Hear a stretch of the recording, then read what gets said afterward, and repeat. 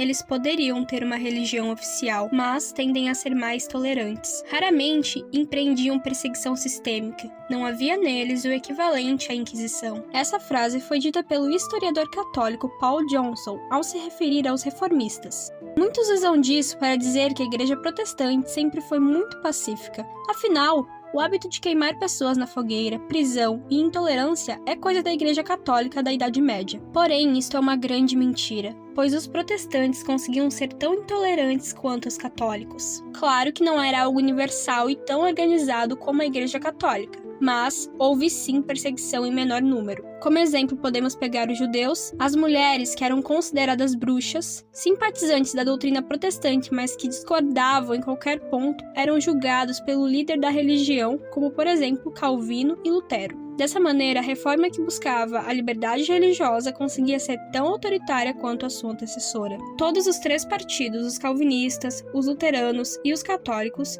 acusavam-se uns aos outros de exigir tolerância quando fraco e perseguir quando forte. Lutero, por mais que seja superestimado por alguns, as pessoas de fato não conhecem as suas polêmicas. Primeira personalidade nada tranquila. O sacerdote católico se permitia alguns prazeres, como beber cerveja, gargalhar com os amigos e apreciar música. Certa vez se conta que ele disse ao amigo: se a esposa não o quer, use a criada. Em certa ocasião, reconheceu ser mais violento do que convinha e, em razão disso, recomendava aos seus inimigos que não atiçassem o cão. Em suas recomendações, várias medidas contra os israelitas, tais como confisco de bens, expulsão da comunidade, condenação a trabalhos forçados e queima de escolas judaicas e sinagogas. Tudo muito parecido com as práticas que viriam de Adolf Hitler 400 anos depois. Calvino, por sua vez, era muito mais rígido. Durante sua liderança em Genebra, João Calvino implementou um regime rigoroso, estabelecendo uma vigilância constante sobre a vida dos cidadãos.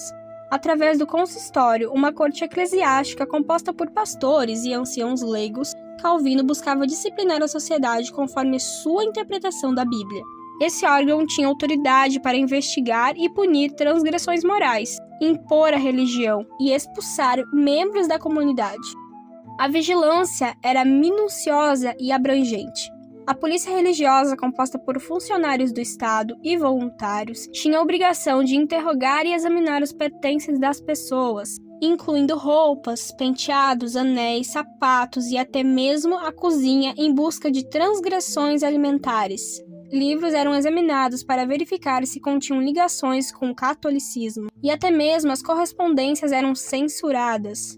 Servos eram interrogados sobre seus patrões e crianças sobre seus pais e amigos. Essa vigilância resultou em punições severas para transgressões consideradas menores. Por exemplo, um cidadão que sorriu durante o culto foi preso por 3 dias, enquanto o outro que adormece durante a pregação é condenado à prisão com pão e água.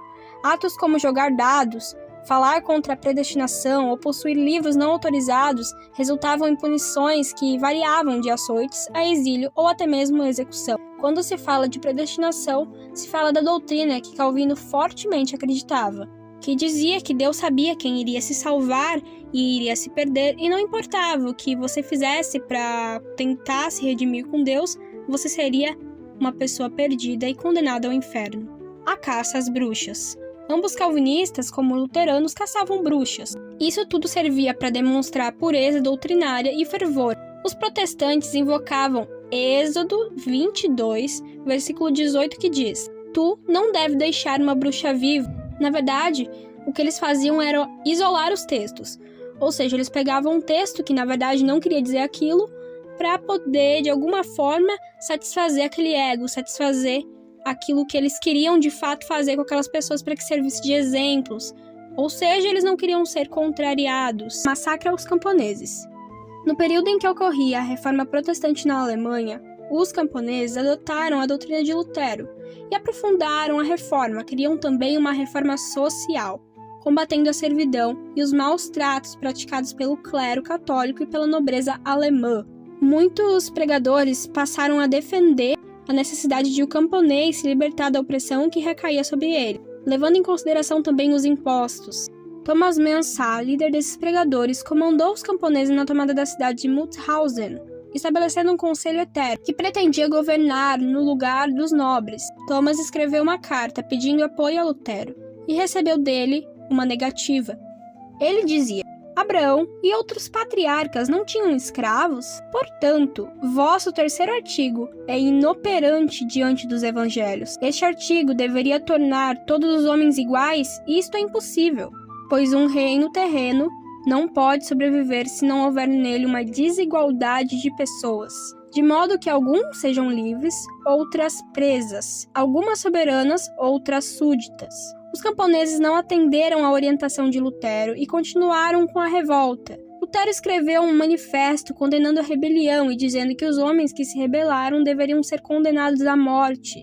Não havendo consenso, Thomas e cerca de 10.000 homens foram massacrados por Lutero, que não disfarçou a alegria, vangloriando-se abertamente de ter sido responsável pelo massacre. O líder religioso odiava ser contrariado em suas próprias palavras e revelou: Não admito que minha doutrina possa ser julgada por quem quer que seja, nem mesmo pelos anjos. Aquele que não aceita minha doutrina não pode ser salvo. Em poucas palavras, a história da Reforma mostra que trocar de rótulo religioso não bastou para eliminar a intolerância. Tanto calvinistas, luteranos, repetiram os mesmos abusos que antes condenavam, evidenciando a famosa frase de Maquiavel: dê poder a um homem e descobrirá quem ele é. Devemos ter em mente que reconhecer os erros não serve para deslegitimar a fé de ninguém, mas para lembrar que qualquer crença sem limites, sem diálogo, pode escorrer no autoritarismo. Bom, esse foi o vídeo de hoje. Quero deixar claro que não tenho intenção de ofender ninguém, mas apenas mostrar o que de fato aconteceu, levando a um conhecimento mais profundo. E é isso, pessoal. Eu fico por aqui e até a próxima.